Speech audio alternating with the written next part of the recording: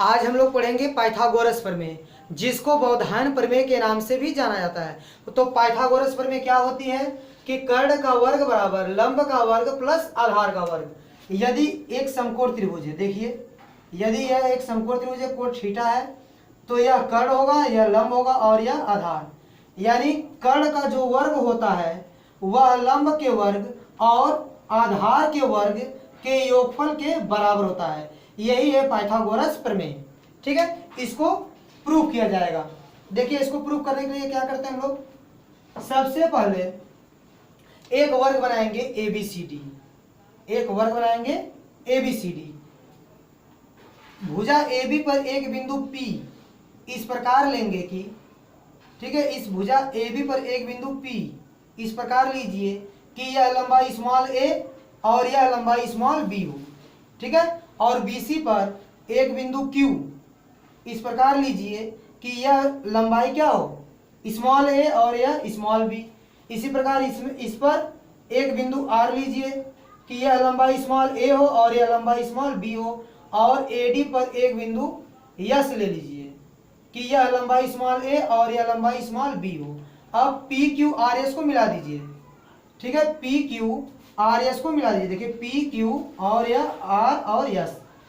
ठीक है, तो PQRS को मिला दीजिए। ठीक है, इन चारों बिंदुओं को मिलाने पर एक वर्ग बन जाएगा। ठीक है, यह जो बना वह क्या, एक वर्ग है।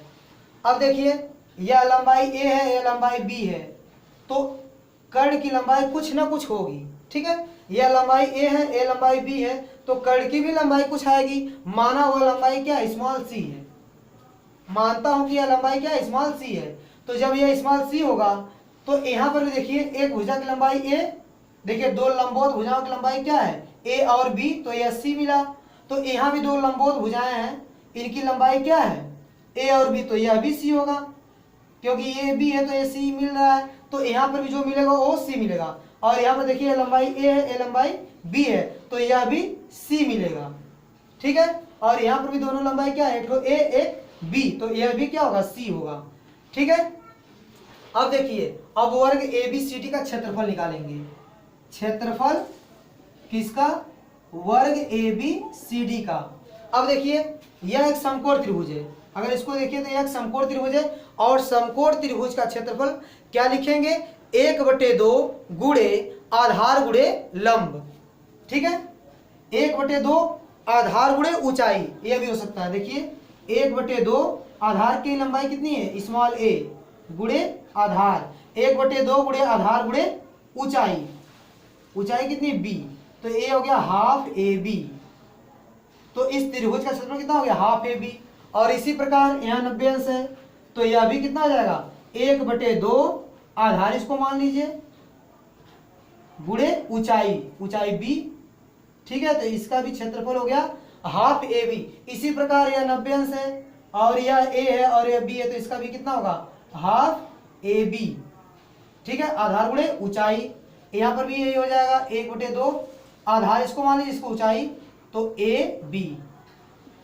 तो हाफ AB, इन चारों का क्षेत्रफल क्या होगा, देखिए इसका भी क्षेत्रफल हाफ AB, इसका भी और इसका भी और इसका भी। और लेकिन यह जो बीच में बन रहा है क्या है, एक वर्ग है, और वर्ग का क्षेत्रफल होता है भुजा का स्क्वायर। तो भुजा की लंबाई कितनी, c, तो ये हो जाएगा c का स्क्वायर।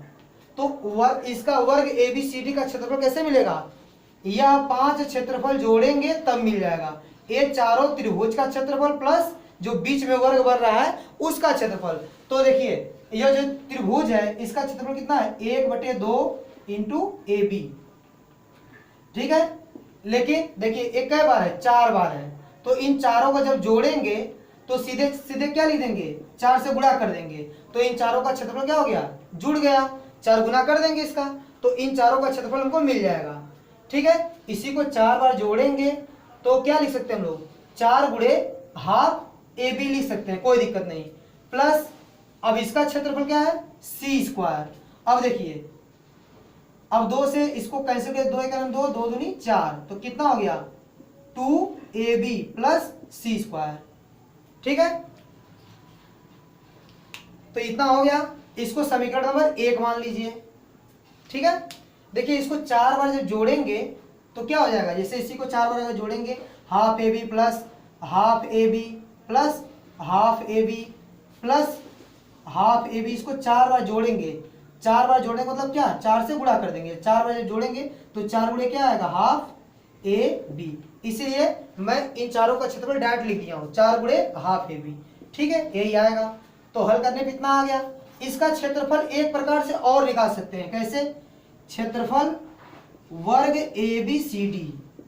ठीक है, वर्ग ए बी सी डी का क्षेत्रफल कैसे आएगा, ए वर्ग है तो वर्ग का क्षेत्रफल होगा, देखिए ए बी सी डी एक वर्ग है तो वर्ग का क्षेत्रफल होगा भुजा का स्क्वायर। भुजा की लंबाई क्या है, ए बी, तो ए बी का स्क्वायर। अब ए बी का मान कितना है, A plus B, A plus B, तो ए हो गया ए प्लस बी का होल स्क्वायर। इसको और भी हल कर सकते हैं, A square plus B square plus 2ab। ठीक है, यह हो गया समीकरण नंबर 2। अब देखिए समीकरण 1 और 2 से, तो समीकरण 1 और 2 से देखिए, तो समीकरण 1 क्या है, यह भी ABCD का क्षेत्रफल है और यह भी ABCD का क्षेत्रफल है। ये दोनों ABCD के क्षेत्रफल है, इसलिए यह दोनों आपस में क्या होंगे, बराबर होंगे। यह समीकरण 1 और 2 का बायां पक्ष बराबर, इसलिए दायां पक्ष बराबर होगा। तो समीकरण 1 और 2 से हम लोग लिख सकते हैं कि 2ab प्लस सी स्क्वायर बराबर क्या आएगा, a square plus B square plus 2ab। अब देखिए 2ab कैंसिल हो जाएगा, उधर जाएगा घट जाएगा, तब पर भी कट जाएगा, या ऐसे में लोग कैंसिल कर सकते हैं। तो देखिए आ क्या गया, सी स्क्वायर बराबर ए स्क्वायर प्लस बी स्क्वायर। अगर इसमें आप देखिए तो सी कर्ण का काम कर रहा है और बी लंब का, अगर इसको थीटा मान लें तो यह बी लंब हो जाएगा और ए क्या हो जाएगा, आधार। ए लंब हो गया, ए आधार हो गया, एक कर्ण हो गया। तो सी को हम लोग लिख सकते हैं कर्ण, कर्ण और ये क्या स्क्वायर, तो कर्ण का स्क्वायर, और ए क्या है, आधार, तो इसको लिख सकते हैं आधार, तो आधार का स्क्वायर प्लस बी क्या है, लंब, तो इसको लिख सकते हैं लंब का स्क्वायर। तो प्रूफ हो गया कि कर्ण का वर्ग बराबर आधार का वर्ग प्लस लंब का वर्ग, या इसी को लिख सकते हैं कर्ण का वर्ग बराबर लंब का वर्ग प्लस आधार का वर्ग, बात एक ही है। ठीक है, देखिए यह सूत्र प्रूफ हो गया। या इसी को लिखा जा सकता है कि कर्ण का वर्ग बराबर लंब का वर्ग प्लस आधार का वर्ग।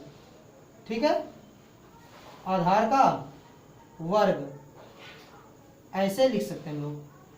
ठीक है, तो कर्ण का वर्ग बराबर लंब का वर्ग प्लस आधार का वर्ग, ये पाइथागोरस प्रमेय प्रूफ हो गया। ठीक है, इस तरह से हम लोग प्रूफ कर सकते हैं।